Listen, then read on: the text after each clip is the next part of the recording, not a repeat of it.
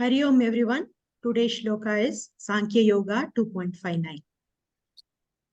Viṣhayā vinivartante niraharasya dehinaha rasavarjam raso apyasya param drishtva nivartate. Aspirants may restrain the senses from their objects of enjoyment, but the taste for the sense objects remains. However, even this taste ceases for those who realize the supreme. Viṣhayā, objects for senses. Vinivartante, restrain. Niraharasya, practicing self-restraint. Dehinaha, for the embodied. Rasavarjyam, cessation of taste. Rasaha, taste. Api, however. Asya, persons, param, the supreme, drishtva, on realization, nivartate, ceases to be. We can come out with our own understanding of the shloka. Who wants to go first?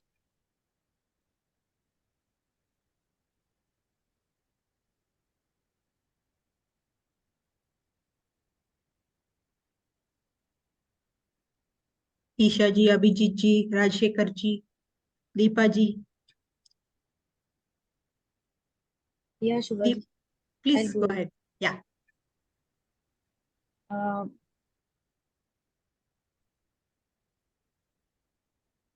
People actually will not be able to control their senses when it comes to the sense objects. For example, any kind of food or sweets. This taste actually will remain in the mind even if we are going to try to control it. Suppose we are dieting, we may control ourselves from eating sweets or any food that contains fat, but still the taste would remain in our mind, in our subconscious mind. But for the one who has stabilized wisdom, for the enlightened one, it is not like that. He has full control over his senses. For example, the tortoise, which when detects a threat, it pulls out its head and the limbs inside the shell. Similar would be the situation of the person who is enlightened, who has got steady wisdom. This is what is said in it.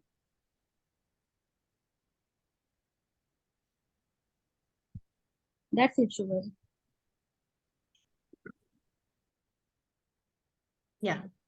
Thank you, Deepa ji. Saranand, do you have any questions? Yeah, so questions, yeah. So Deepa ji was saying for the one who's stabilized in the truth, they still control. You're saying they have full control. Yeah. But here the way I read is the taste ceases. It's like I see it like a burnt seed. Doesn't it mean that they have full control over their senses? Okay, the taste control, still control means there is still there. That's how I am reading it, right? Okay. Yes, sir, Anandji. I got it. Right, so I think once they realize the truth, then that likes and dislike, raga dvesha is gone completely. It dies basically. No more control is needed when it is still alive. Controlling. Yes. Yeah, so that's what I wanted to ask. Yeah, please. Thank you. Thank you, sir.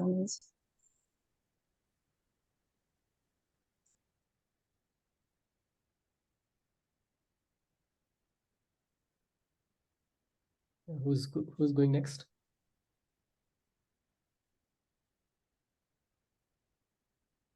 Yeah, Rajshekhar ji or Isha ji?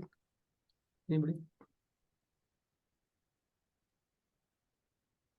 Sir, I don't have anything new to add based on whatever you mentioned, Deepaji mentioned, and I went through Prabhuji's explanation and then Vijay as well.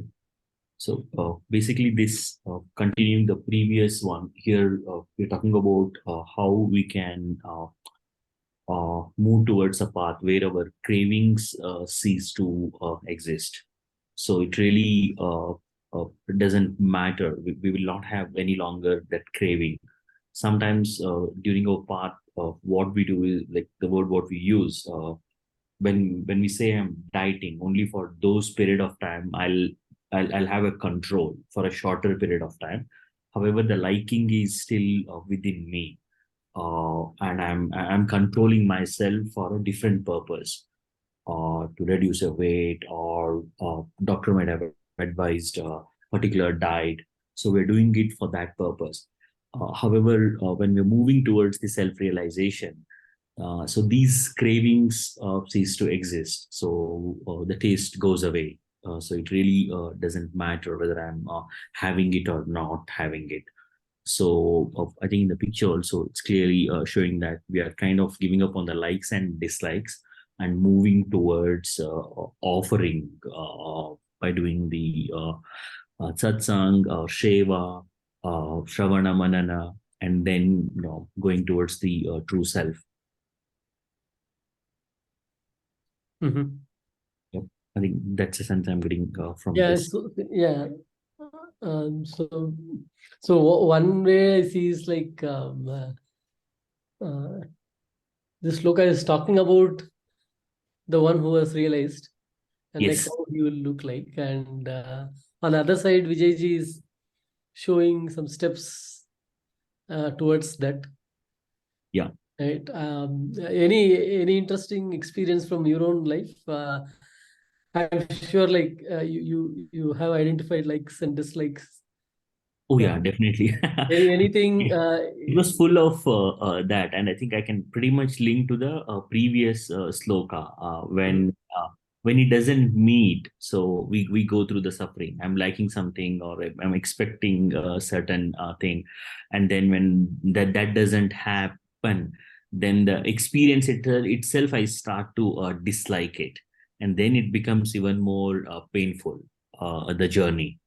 So it's kind of both the things are linked to, when the likings are happening, it's kind of a pleasant experience, and when I'm not liking something, when on the disliking, it's the suffering.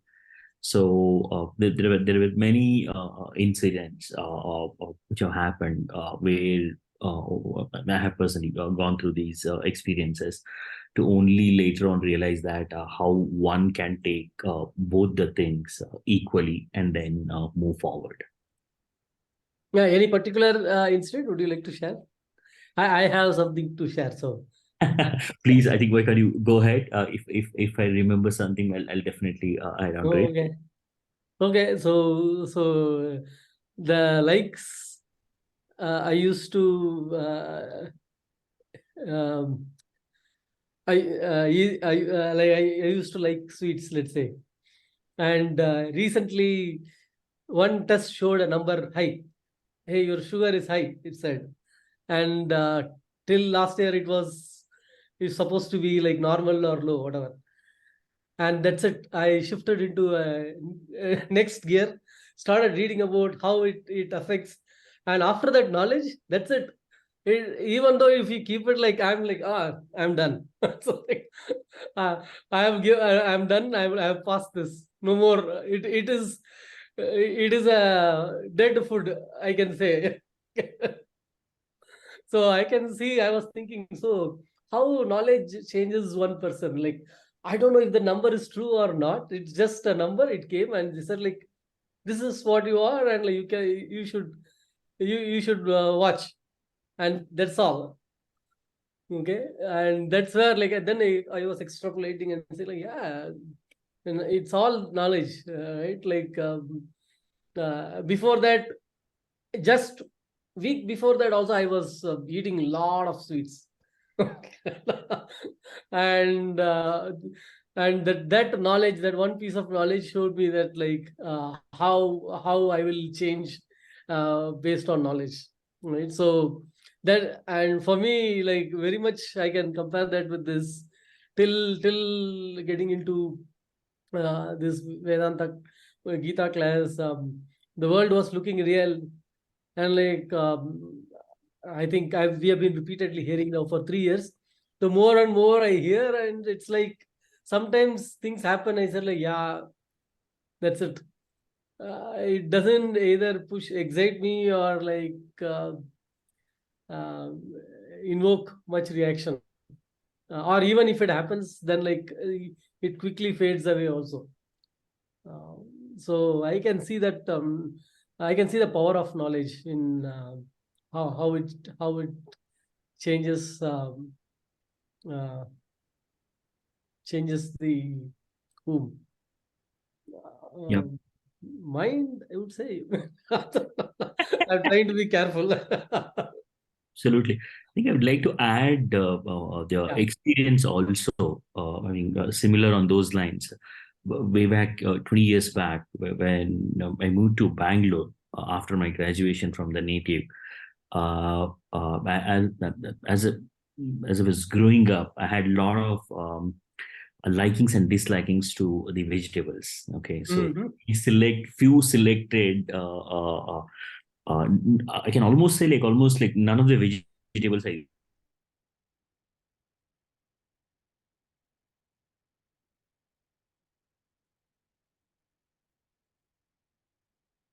rice, dal. Okay, then when you move to Bangalore, I'm talking about 20 years back. Nowadays, there are most number of North Indian stores available. We still get food. And then suddenly you go through an experience. And after 6 months back, when I went back home, I didn't even utter a word. Whatever vegetables that they were preparing at home, I was happily eating that. So that liking and disliking had kind of diminished. Okay, and I could say the same experience that happened when you moved from your native to Bangalore, and then over a period of time when you start traveling, and then when you start to go outside India, then I think then you'll have a different shift. If you're a vegetarian, you're still looking for a vegetarian food and you're not getting, and then you'll be craving for the Indian food. Okay, let me find an Indian store. Even if I get roti or any Indian food will do, but I can't live with bread, omelette, and the pastas, pizzas, and all. And then slowly you move towards that, and then you start to accept, okay, as long as it is vegetarian, I'm fine. Let me take that and then move forward. And then definitely, yes, I think the knowledge, the traveling, and the experiences, now you're confident, you know that, hey, I think that kind of that craving slowly start to cease to exist, and you know that, hey, as long as I'm getting something decent to eat, even if it is a fruit or some vegetables, you're fine with it. So however, I think still probably a long way to go to kind of cease to exist it. But yeah, when we come back, we still have some likings. I would like to go to this place and have it and all. However, I would say it has not remained as the craving is still there, but the addiction has gone, I can say. Can I, will I be okay if that doesn't exist? If I have something else, perfectly fine. And then I think probably most of the people on this group will relate when we have kids, and then when we are going through that, all our own likings and dislikings will take a second priority. Okay, then whatever we are preparing for kids, whatever is the remaining one, whether I like it or not, I'll end up having it one. I don't want to waste that. Let me have it. I believe the experience also changes, and of course, yes, the knowledge of unbelievable. And another incident I can relate to the disliking is, I think they say that most of us, the journey starts when you start questioning why me. So I was going through a phase when I wasn't I was disliking the experience, the suffering. Okay, and the big question which came to me at that time was like, why me? Okay, why do I have to go through this? Why this is happening to me? And I wasn't really liking it. Then suddenly you you take a pause and then ask, hey, so far in your life there are so many things have happened, okay, which were in favor of you, okay, and then there are some things which are happening which are not in favor of you. So why are you disliking this? Why can't you appreciate the other fact also at the same time, like appreciate and accept this as well. So I think all that has really helped and is helping, of course, the experiences, and from the last few years the spiritual journey, the more knowledge I can very much link to what you're mentioning, Saranji. The more knowledge you get about all these things, it really helps. I think we were doing it without being aware of those things through the life experiences. Now I think it is kind of becoming a reconfirming and getting a better understanding of that. Hey, I think it's beyond all these things. Okay. So yeah, I think Yeah. you're on that path. Yeah. Thank you. Isha ji or Abhijit ji. So I don't know why this thing is happening. Last time also, this time, just before the class started, my son came and told me, make me noodles. I don't want to eat, sir, because I put on like 10 kg from this 1 year before Jan. I think I will burst. And he comes, he tells, make noodles. Then it was like, that 4-in-1 packet I made. Obviously, it's so much, so I was also eating. I was just thinking, today's shloka shouldn't be that something to do with food. What is your weakness? Please don't ask that. I was like, why is this happening to So I don't know if this thing So is you invited this discussion. Mentally, I you put the plan. I don't know. This is like, some strange things, Intentionally, it is pulling everything from my. They say, right? Your thoughts are very powerful. My mind is becoming so loud. I was just thinking, they shouldn't ask what is weakness. What will I tell them now? So I feel this shloka, I don't know 100%, sir, but I feel it is related to the previous shloka also. Here it's like, I don't know why are we talking about food. Nowhere it's written food, na? Okay. Likes and dislikes. It can be anything. It just Yeah. was an example. That's it. Okay. So I was like, I just feel like it is like whatever you're doing, okay, you will start whether you dislike or like is secondary. You have to start doing things. You will not know whether you like it or not if you're not doing it. Especially if there is a task given to you or anything like that. Yeah, for instance, now Rajshekhar ji said that, I didn't like this vegetables. I used to not like it. He will never know as long as he eats it. Once he eats it, he's like, no, nothing is happening to me. It's fine. I'm still fine only. So I feel once you start doing it, you will actually enjoy the process of doing it.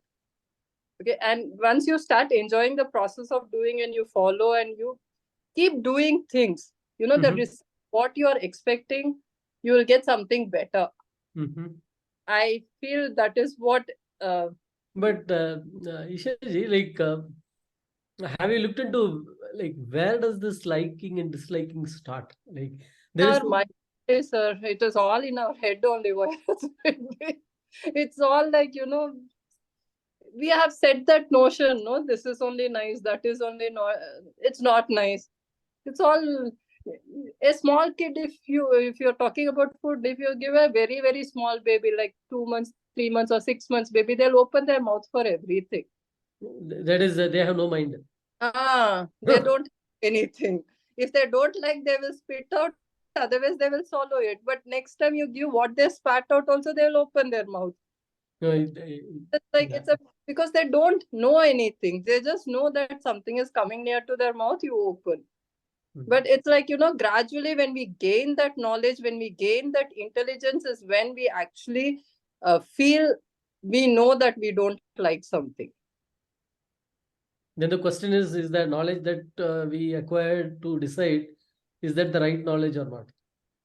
Knowledge is never wrong, sir.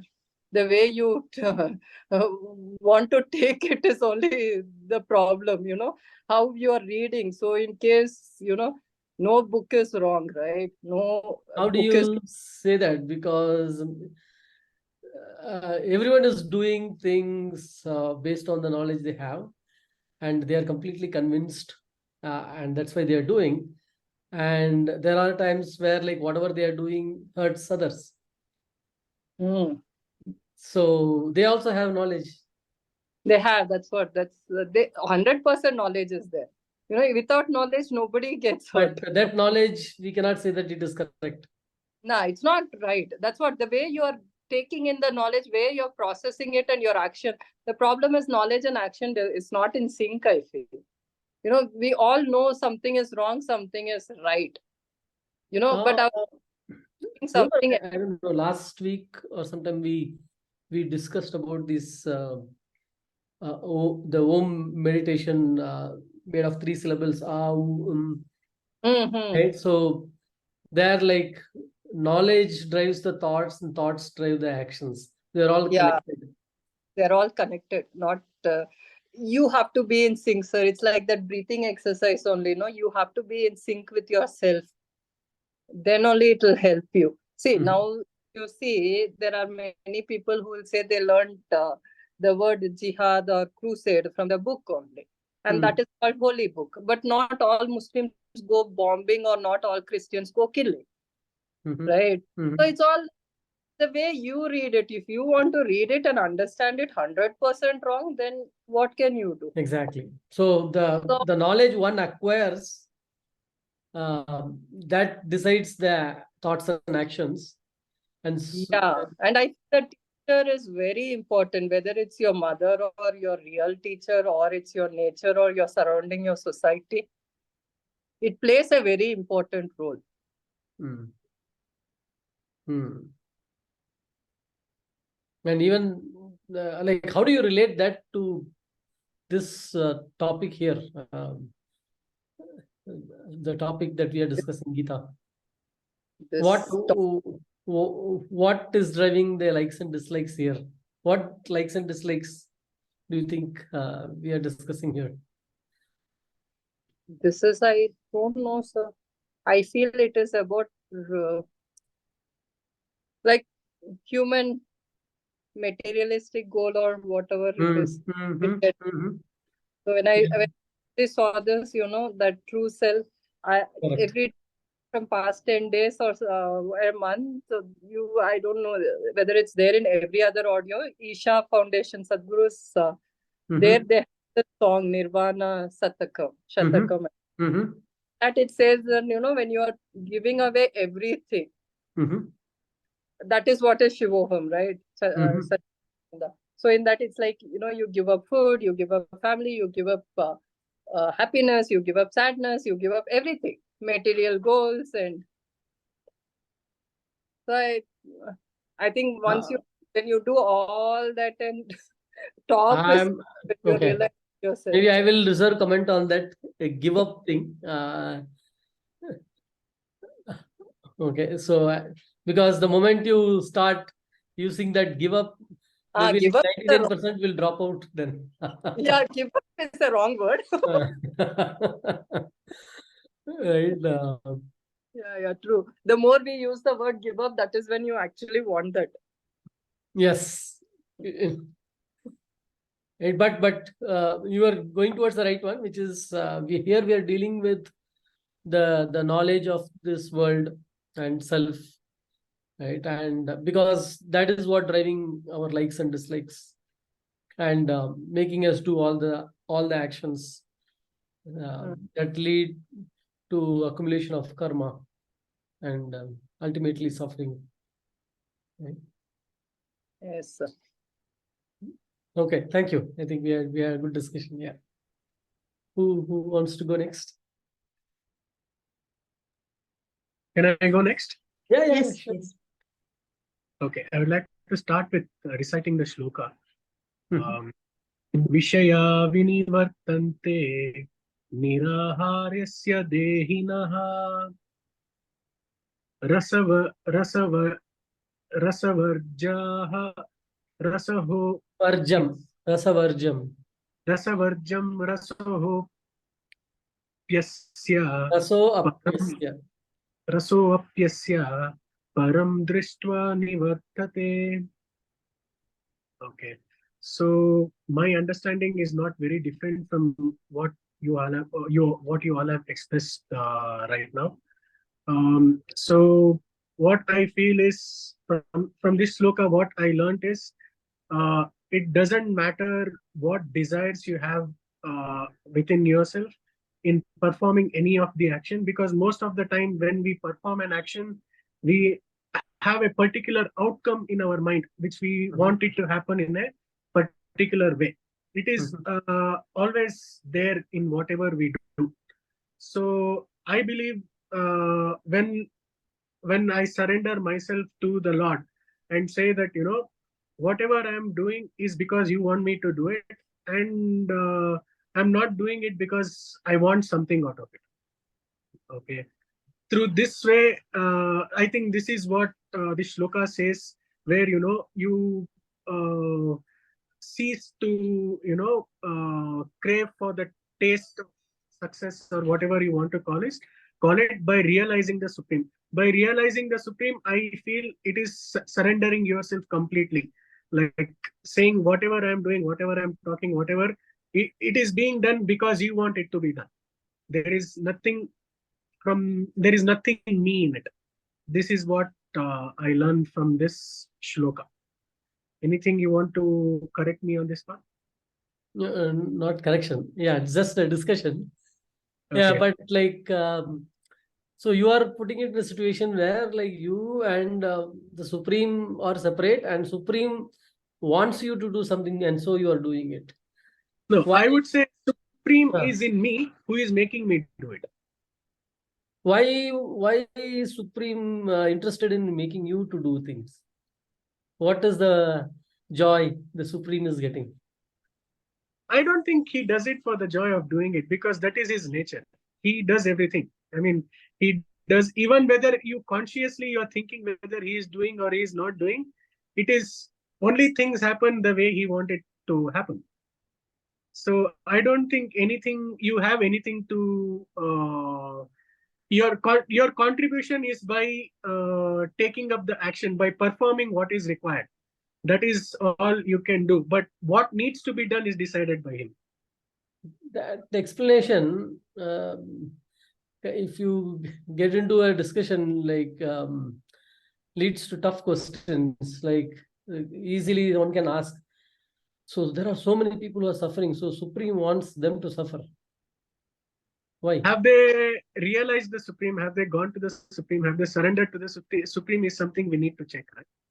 And at what level of surrender they are they are right now? To what level they believe in the Supreme? So I will like to give a real life example.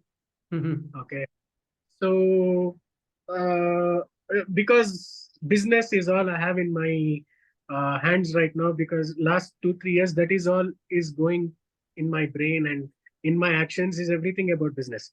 So previous business which I was running, which was related to sushi, I was going I was wanting to raise funding in order to expand the business, to go to the market wherever people are wanting to eat more sushi and everything.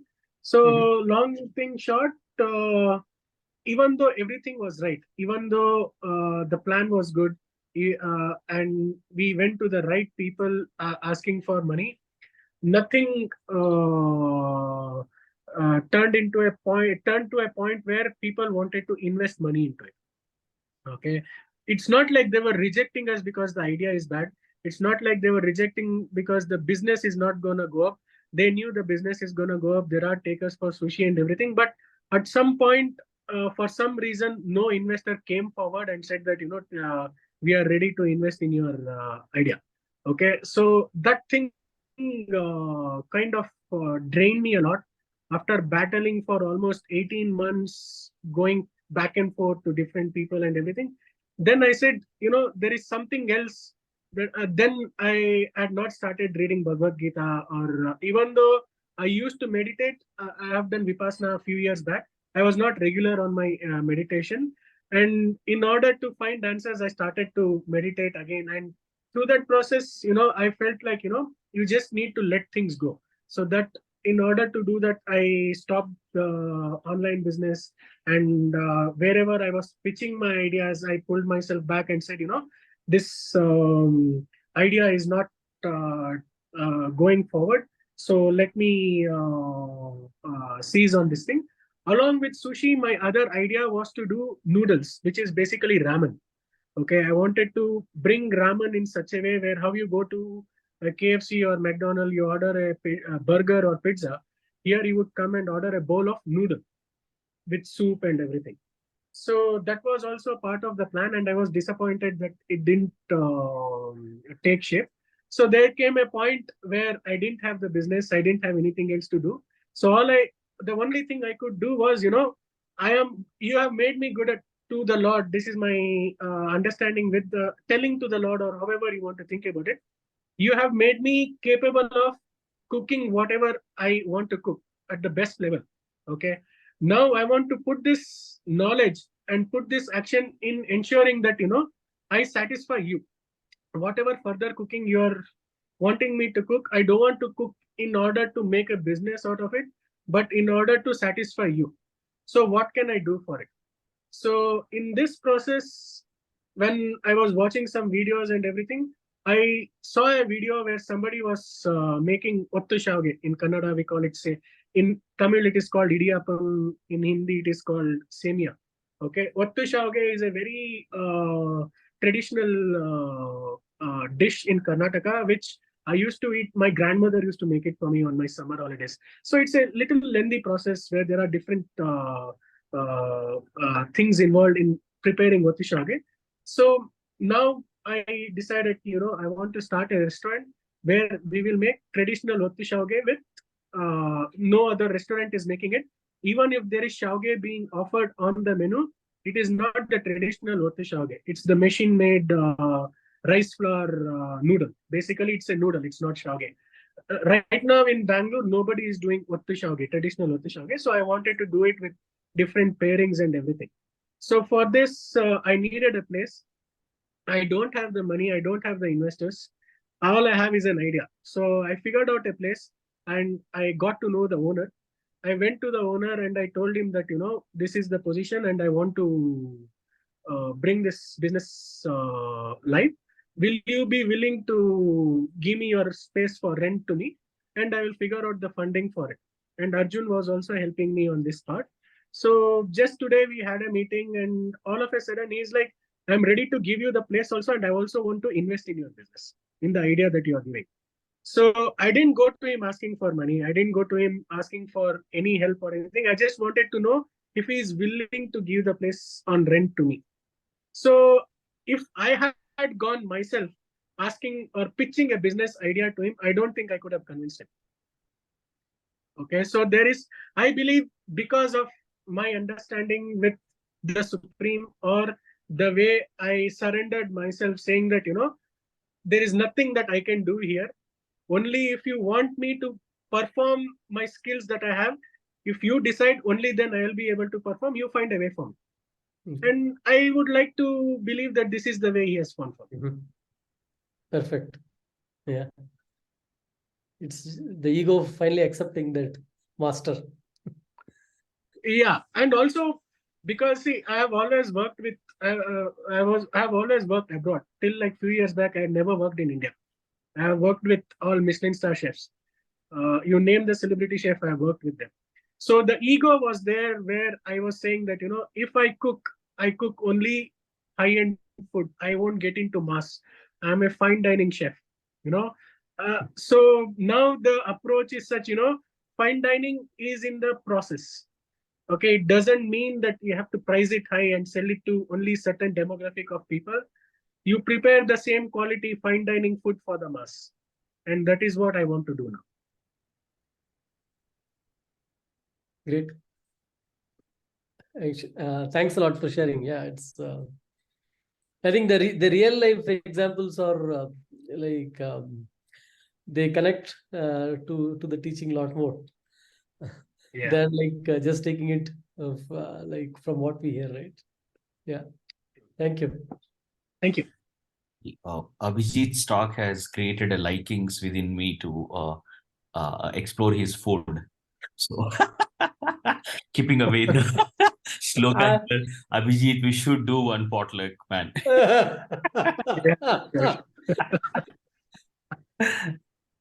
So if you are around me, you'll only talk about food. Doesn't When you are matter. talking about food, I can travel when we are anywhere. talking about food, we are talking about dogs and birds. Abhijit, don't worry. I can travel anywhere for food, so I can come where you are. And Isha ji is trying hard to. No, sir, I'm not even going to comment. I'm just.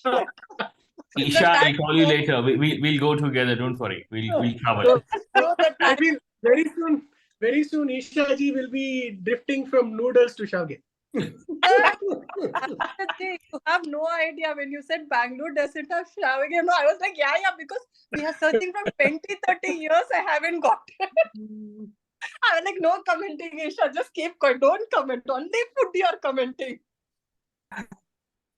Vijay ji, this group is becoming very interesting. Thank you. Thanks a lot. Thank you. Ravi ji, would you like to share? He's not well. He said he will just Okay. be listening. Probably he would have slept. Yeah, Tarvananji. yeah, fine. I'm not. No, he said he will just be listening.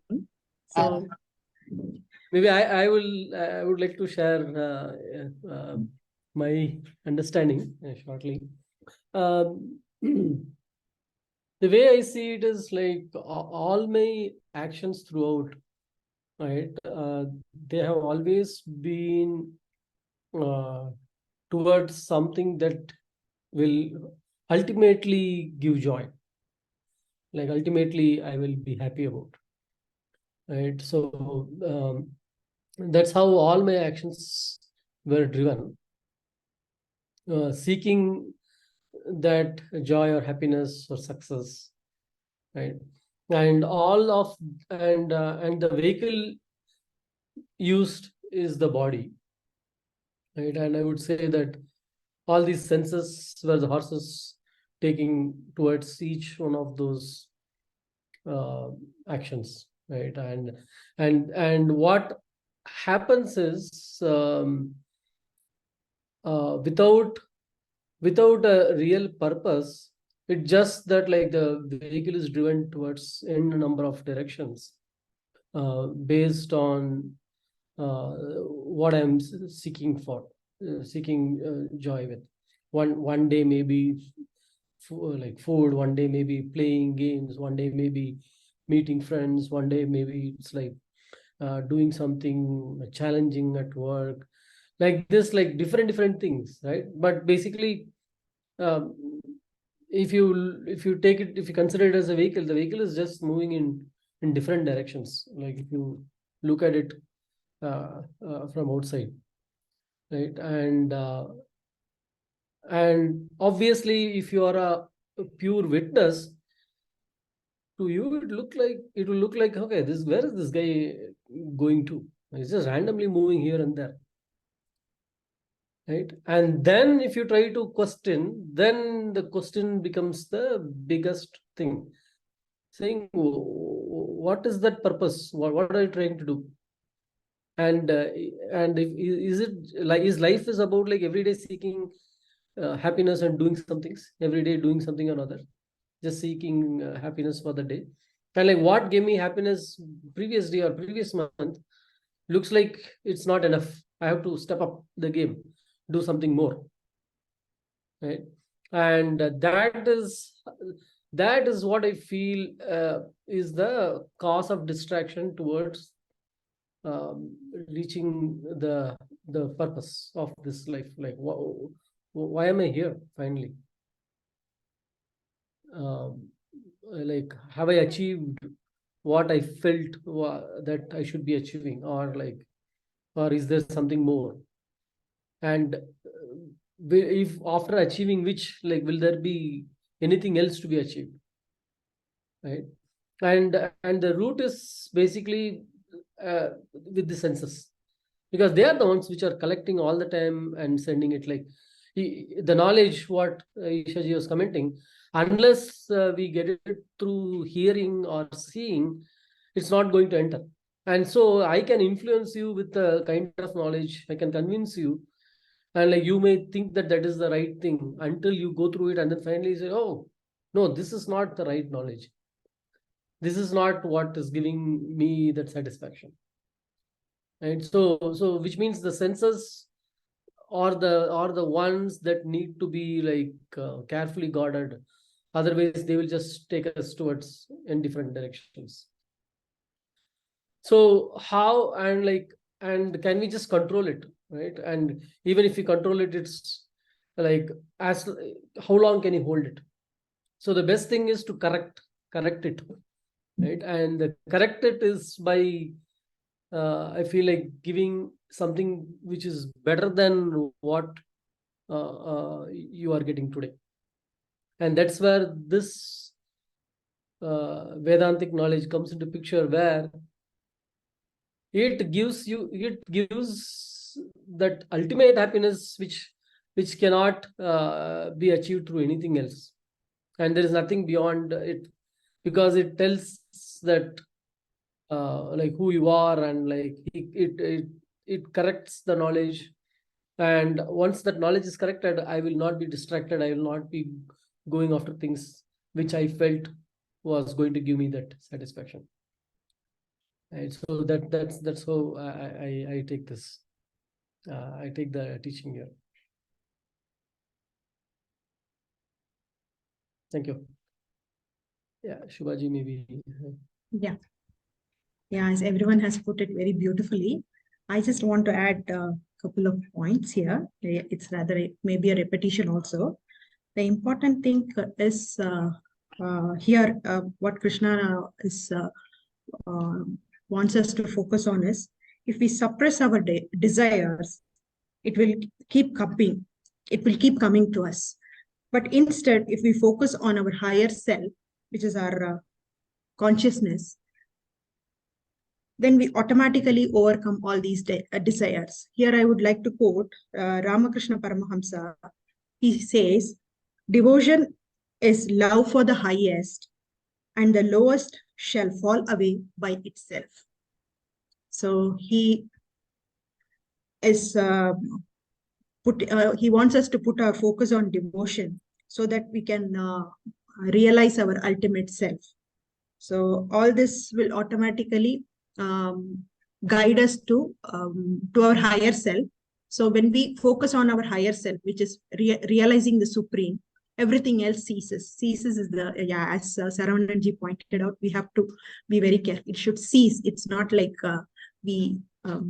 that word we have to put our focus on. It automatically ceases. Vijayji. Wonderful. Thank you very much, Shubhaji. Yes. See, what is Sri Krishna doing through Bhagavad Gita? Essentially helping you and me understand something that you and me call as mind. Fundamentally, source of all our issue in life is something called as a mind. It is like I have been given the most elegant and most powerful vehicle that anybody can ever have. However, the user manual, you have to figure it out as you go. Unfortunately, the user manual is not given to you day one. So you have to figure it out. So the figuring it out is where you and I take this vehicle and have lots of road crashes. So why? Because the fundamental software, which is what you and I call as the mind, we have never examined. We've never understood what is the operating system that is making this entire mechanism work. Whenever we take any machine, the first thing that you and I want to do is to figure out how it works. If it is TV, we want to know how to use the remote. If it is mobile, we need to know how to install the app, download, upload, 100 things, yada, yada, yada. Even a simple car. But this machine, we don't really pay so much of attention. And the most fundamental thing in order to drive this vehicle properly in life to understand is our mind. What is mind? fundamentally, what is mind? What is that you and I keep referring as mind? We have seen one of the model that Vedanta gives us, which is, it calls this mind in English, in Vedanta, it is antakarana.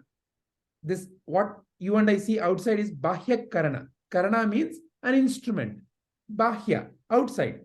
Or it is also called as a sthula sharira. Then the mind is referred as sukshma sharira or antakarana. Sukshma. Sukshma because it is not something that you can see. You cannot touch. But you know it is there. So in one sense, that's why the mind is also called as the sixth sense. Right? So we use this word, sixth sense. So we have 5 senses that we can clearly see in our sthula sharira. The eyes, the ears, the nose, the tongue, and the skin. Through which, what comes? Through which anything that comes into contact with that sense, it appears. Where does it appear? In the sense called as the mind. Antakarana, sukshma sharira. When you and I understand the nature of this sukshma sharira, just like how I need to understand the nature of my eye, right? So if I keep exposing my eye to a lot of bright light, it hurts. So I need to know how to protect that eye. Or similarly, the ear. Like that, we have been taught how to take care of most of our physical organs. Most of our teaching in life from society around us starts by teaching us how to take care of our physical organ, or the sthula sharira. How to brush the teeth, how to take bath, all about sthula sharira. What kind of a food to eat, what not to eat, all about sthula sharira. What to wear, what not to wear, how you look good, all about sthula. But very seldom there is a focus on learning about the sukshma. Or what makes this sthula work, we don't necessarily examine this. What is that Sri Krishna is teaching us here? Like how Sarananji put it so nicely, which our Shubhaji also augmented.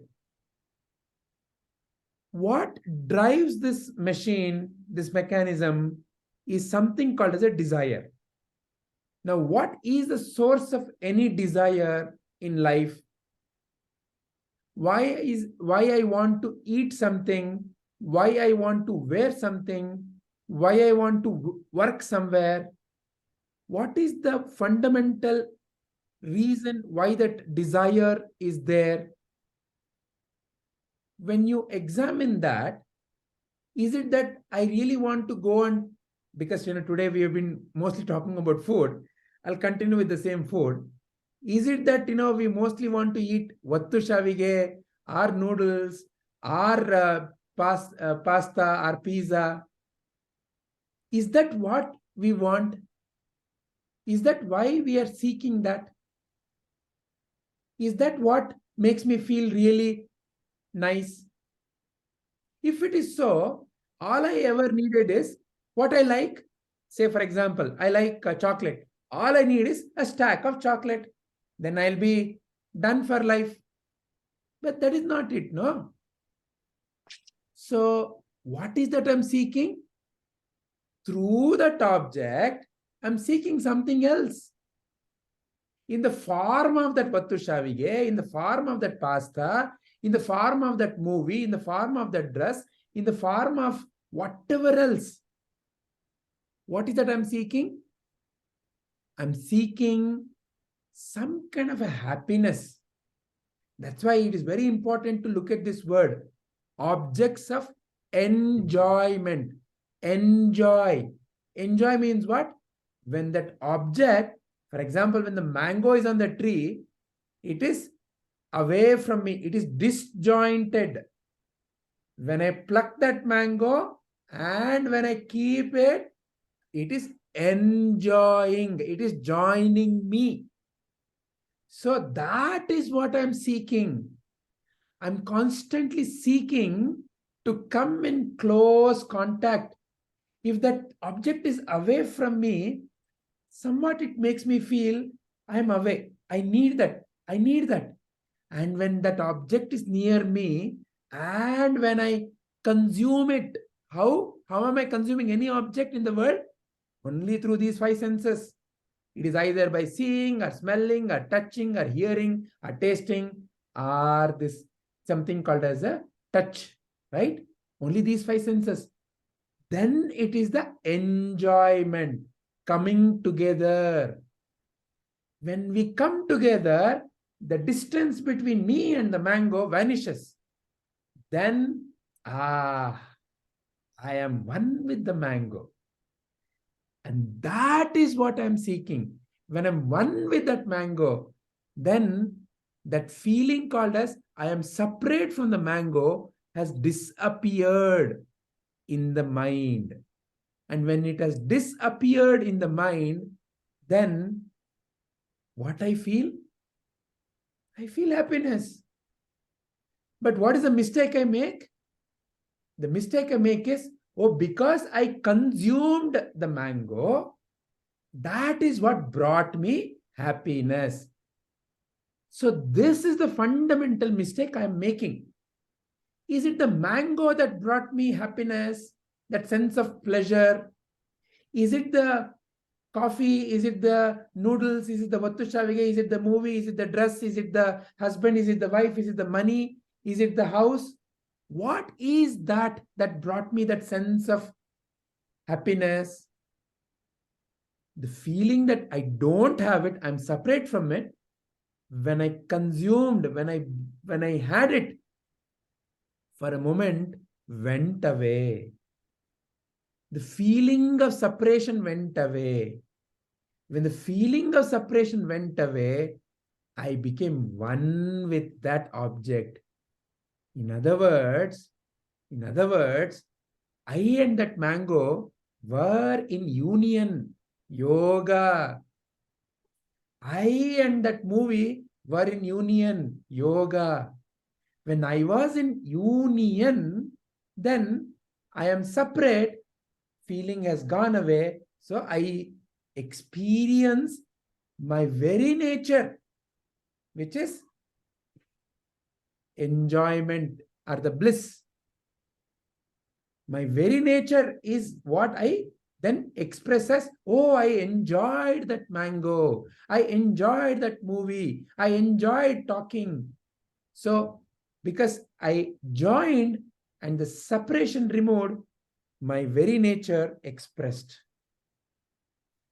So therefore now I have a wrong interpretation of that experience, that it is by joining with that object that I became blissful. So now what I put in the logic of my mind, in my software, I have to consume more apples, more mangoes, more noodles, more money, more of whatever that is. Fundamentally, it's the same thing.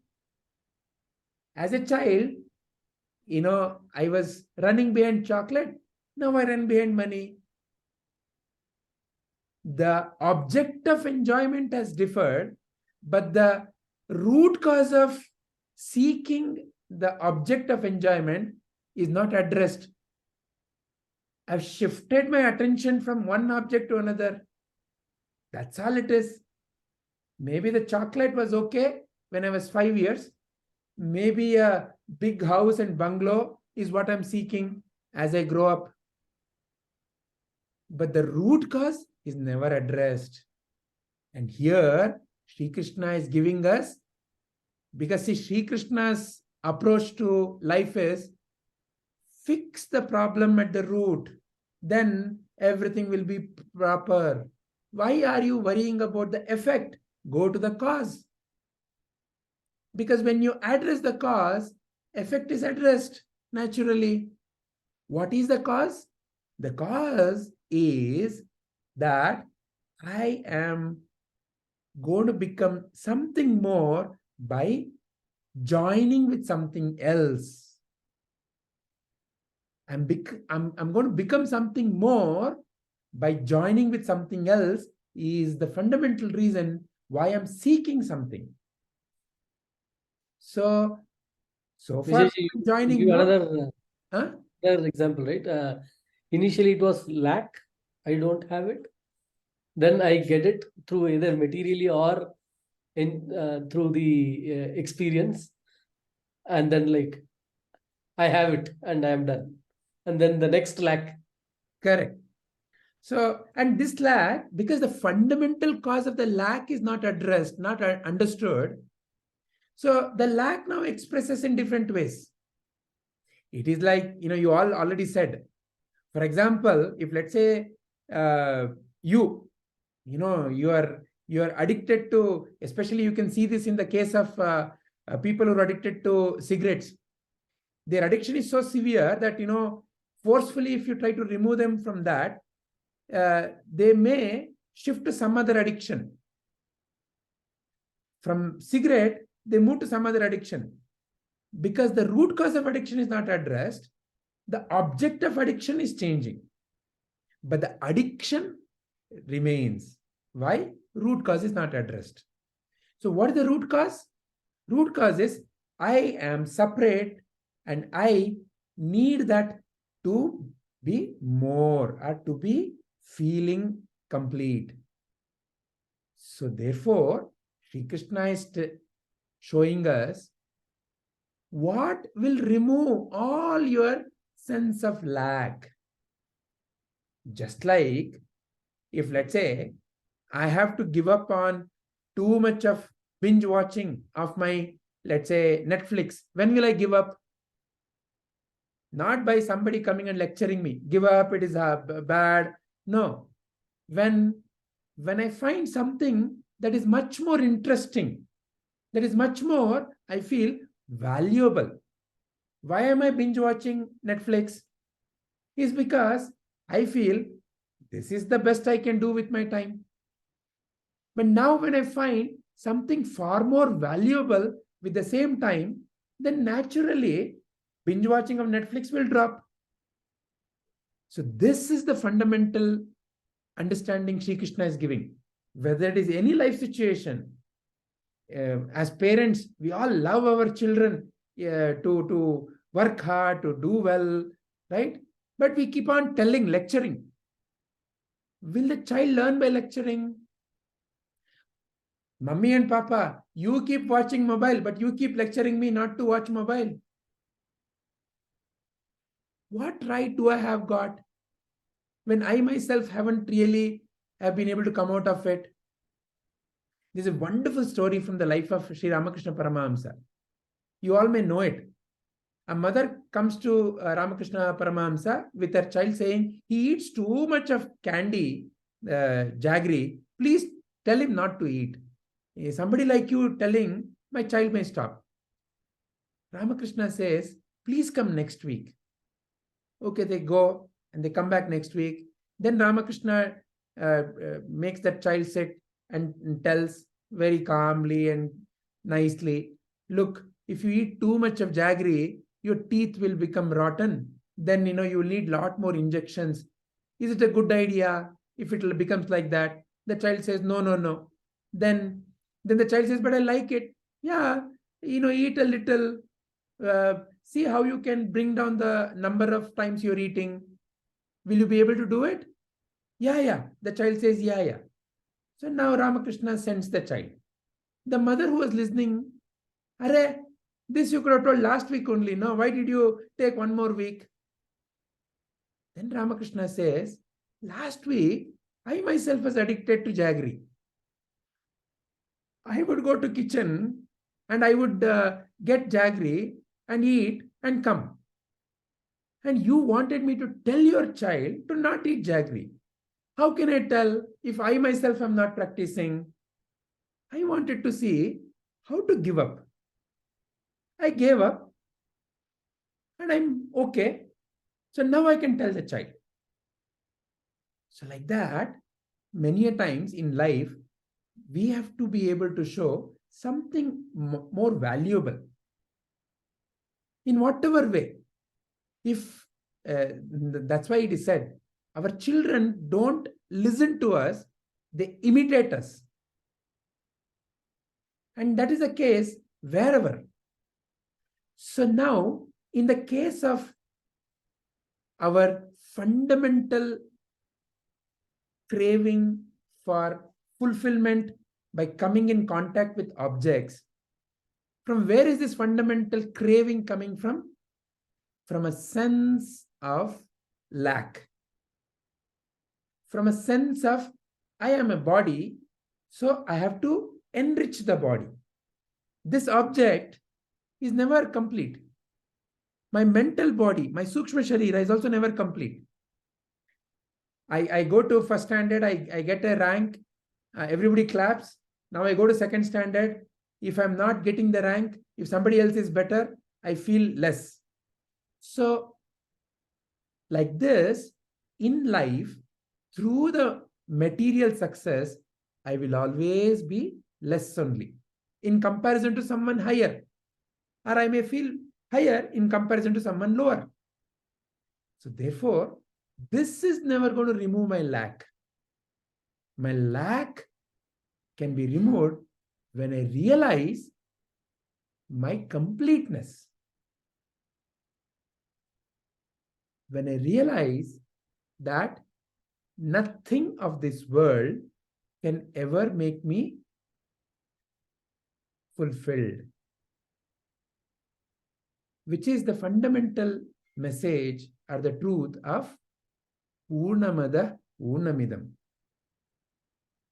When I realize how my very nature is bliss, I don't have to seek bliss anymore, seek happiness anymore. It is fundamental to me. I have to realize that. I don't have to seek peace. It is fundamental to me. I don't have to get anything from life. I don't have to have the fear of losing anything in life. Then only all my craving will naturally vanish without any effort. Otherwise, it has to be suppressed. Suppression is like a police fellow dragging a husband to the police station, kicking him and saying, love your wife. Out of the fear of the beating, he may say, yeah, I will love my wife. Will he? Never. So, by realizing your very nature, the fundamental ignorance will be removed. And that alone is how one can become free. That doesn't mean that you should not enjoy coffee. That doesn't mean all of us should not go to our Abhijit sir's Ottushavige restaurant. We all should make a trip there. But if it is there or not there, you are not craving for it. And how does it happen? By knowing something higher. And where is that? That is your very nature.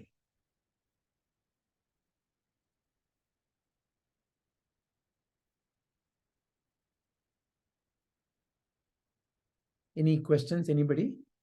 Or any further statements?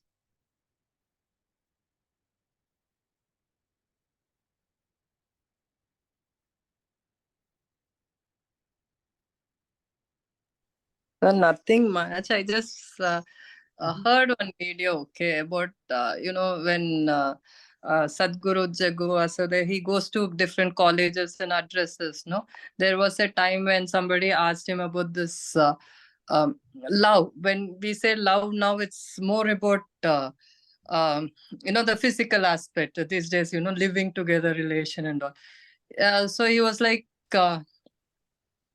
he just said that, as long as the physical aspect is just biology, no problem at all. As long as it's only with your body, it is no problem. As soon as it enters your mind, it occupies the entire space in your head, is when there is a problem. So I think food or anything we do business, everything for that particular purpose, it's fine. But if it's occupying too much space in our head, like if that is what is needed more, that's when actually the problem arises. As you said, we can enjoy, but yeah, that much. If I don't get, what will happen? That anxiety is not something which we have to go behind. Correct. And when will that anxiety stop? When will that anxiety naturally stop? When we realize it's okay not to get, I feel. It's like, for example, there's a story of a beggar sitting in front of a temple and begging. And one day, the chief minister of that state comes and recognizes him. Oh, he's the long lost king, prince. And he takes him and he now bathes him, and then, he's now the king.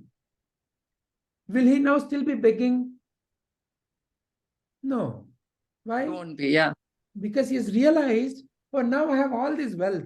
I no more have to worry about wealth. So like that, Yeah. anxiety, there is no need to mentally suppress.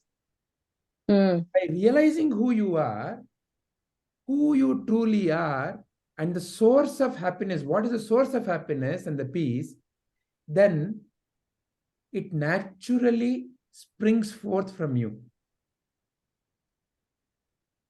Yes, sir. True. I think even Abhijit ji is from business. I think even he can realize, sometimes when we are in business, we feel the only way of happiness is when you expand or you make something out of it. It keeps going, when you're doing for 5 years, 10 years, 20 years, you feel without that you cannot be. Personally for me, what happened is, I wanted to get away from this so badly.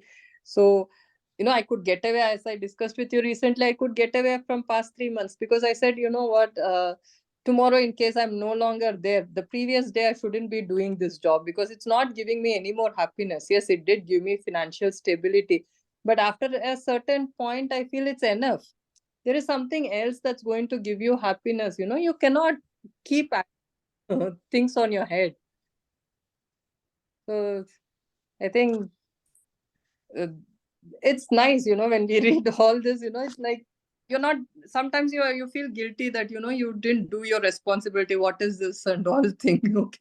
My mom keeps asking, like, whole day you'll be sitting and reading some of the other shlokas. What are you doing suddenly, all of a sudden?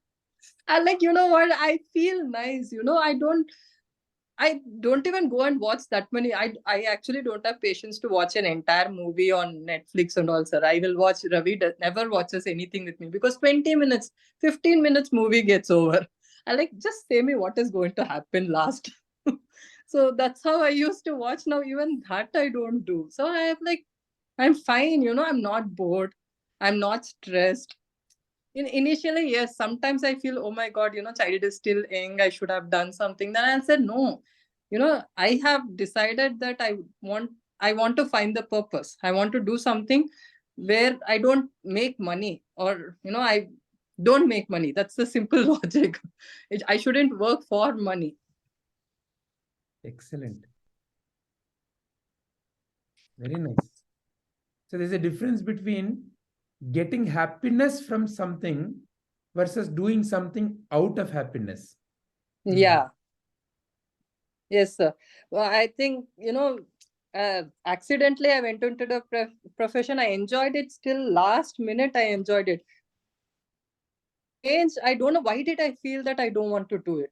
Otherwise, that, the full satisfaction was there, saying that I'm helping people get job and everything.